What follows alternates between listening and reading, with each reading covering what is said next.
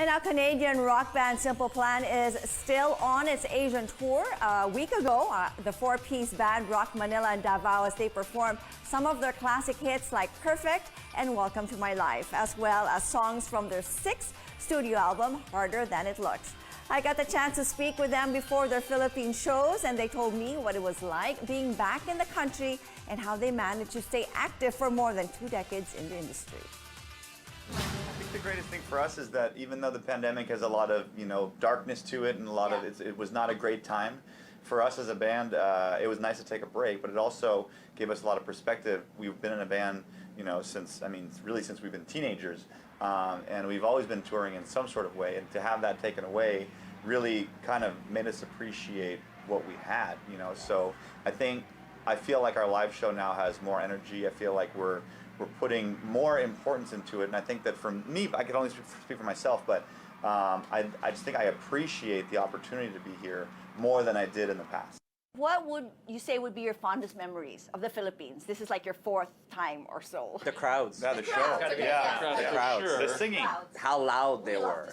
I mean, Yeah. it's unbelievable. Like when you compare it to anywhere in the world, I think it's one of the loudest shows we've ever had. And I think even now I have a feeling that, like, we were just talking about how the pandemic influenced how we feel about the shows, but I feel like when we get on stage, we see a different kind of energy from the crowds. Like, they're also realizing just how special it is to go to a show and how they missed it. It's been super interesting because we've got fans, from the day one, that have been following us. The hardcore fans that have been there. And as we were sitting at home waiting during the pandemic, this "I'm Just a Kid" song just basically blew up, on TikTok, and it became. And you like guys don't know anything about TikTok, right? Oh, at the time we did not. We had no idea back then, idea. but now we know a lot about it. We are pros. Yeah, it's been billions of views for the song, and it has brought like a whole new audience. And I think even beyond just the new people, the young people, it has brought back a lot of people that maybe were fans, but they moved away in their lives and everything, and then now they're realizing, oh my God,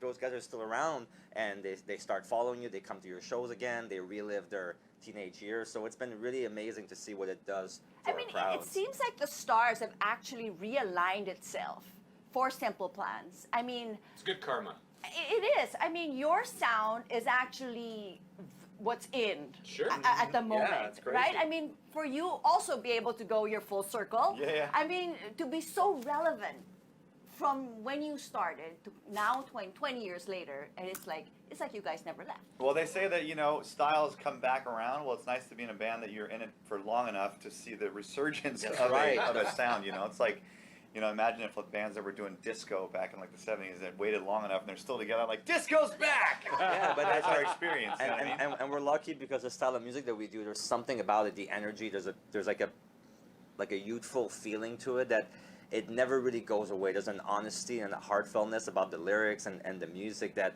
I don't think it will ever go away, because there will always be like new young generation that will kind of be able to relate to this kind of music and this sound. And I think that's why that's what you're seeing now. You're seeing all these new people that are gravitating towards it, and for us it's just great to still be around and be able to play for them. I mean, exactly. 20 years after, you guys are still able to put out albums that are so relevant. I mean, to this day, get back on stage, go wild. How does it feel? Okay, I can understand maybe when you guys were in your 20s to get up on stage and go jumping and do all of these things, but now in your 40s, was it like being able to relive the good old days once again, and as yourself, just be a kid again? Well, that's the thing, being in a band actually allows you to do that. It brings you such a youthful energy. You're around young people, happy people all the time. So now we just have to work out a little bit, and kind of pace ourselves a little more. Does the crowd surfing still work? I mean, you still jump into the crowd. Yes. They're able to carry you and doing all. Well, I mean, that's the one thing you have to do when you're in a rock band. You got to stay slim. So I've been doing that. You get some scratches here and there, but I think for me, it's like Jeff was saying, it just keeps you young. It keeps me in that spirit. Like, I still feel like a teenager. So even though I'm definitely aware and mindful that we're getting older, but we get away with it. We get to be kids again. What would you say would be your milestones? I mean, 20 years in the industry. Well, that's a milestone right there. Just the fact that we're still around 20 years later with the same band members, that's the thing that I think the release of every single record is a big milestone, because it basically opens up a whole touring cycle.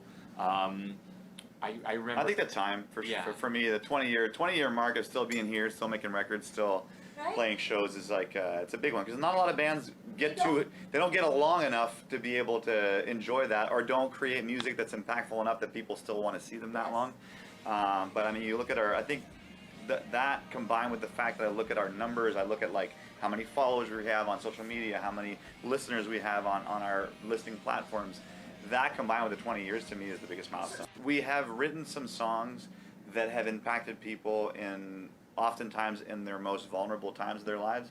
You know, when our first record came out, second record came out, we had songs like Welcome to My Life, I'm Sorry I Can't Be Perfect, I'm Just a Kid, that when, you know, our fans were at the age of, 10, 15, 16, 18, 20 years old, these were songs that really they hung on to for just their own mental sanity. And I think that sort of connection that you make at that age, if you make it strong enough, you will love that band for the rest of your life. And we happen to be lucky enough to be one of those bands for a lot of people because of those songs, whether it's Untitled, and we have a few of them, Astronaut, there's more that we've done in the past. So. It's always been about the songs for this band, and like when we make a record, that's what matters. It's not about like, oh, we need to get back on tour to make money. It's like, no, we make the record until we feel it's the best thing we ever done. And I think that goes a long way, and also how we treat our fans. I think that's a big difference. Like we still see ourselves as we're the kids that were in the crowd. Somehow we got lucky, we got on stage. But when they meet us, we want them to have a great impression of who we are. We want them to get to know us, and we want them to feel like we care about them, because we truly do. We know that they're the reason why we're here. And speaking of albums, I mean, you guys have just released one, Harder Than It Looks. I mean, of course, this is the tour that you guys are on. And I have read that you guys said, like, this is actually one of your best albums. I think it's the best one. I think it's, I mean, it's hard to tell, because I think, we talked about this with someone else earlier, but when you fall in love with a band, whatever time of life you are, especially if you're younger, there's going to be an attachment to that record forever. So a lot of our fans may feel like, I'll never hear a Simple Plan record that I love more than your first or your second or your third, because that's the one I fell in love with. But I think sonically, technically, songwriting-wise, I think the new record is as good, if not better, as anything we've done in the past. Yeah. I mean, I also like the fact how you had some sort of foresight, considering, you guys wrote this pre-pandemic. We predicted the pandemic. We did. Yeah. I know, Nostradamus. I mean, you just like, you knew what we would feel like before we even felt it. Yeah. I mean, that's basically what happened. Well, I think it's always fun when you're able to write a song and then something happens in the world or whatever, and it completely changes the whole meaning. We should probably explain what we're talking about to people. Oh, well, there's a song called Wake Me Up When This Nightmare's Over, right? There's a song that, and basically when we had the song, it was all recorded, and then the pandemic happened, and we started to text each other and call each other like, oh my God, this is like what this is. It's like, it feels like we wrote about it. This. Almost felt like too much on the nose. Yeah. Like it almost felt like as we were describing that era, that moment. But it's a sign of a good song. Like you can take it and it can mean different things. It can be a very personal thing. It can be something that's more like a social thing around the world, and that's why it's kind of cool to see the magic of music. It can take different meanings depending on what's happening in the world. Thank you guys for being so wonderful. Lovely meeting you, and welcome back to the Philippines. Thank you. Simple Plans.